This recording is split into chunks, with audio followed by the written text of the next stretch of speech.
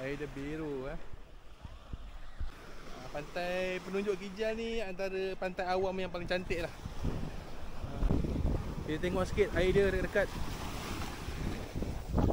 Oh ya, air dia jernih. Kalau tak pergi pulau, pergi dekat pantai sini je, free. Kita masuk dalam air sikit tengok. Oi. Seronok tak mandi laut? Suka? Nak pergi lagi?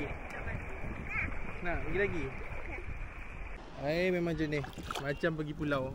Kat sini pun camping free. Aku camping free depan ni. Tandas ada. Tandas kat sana.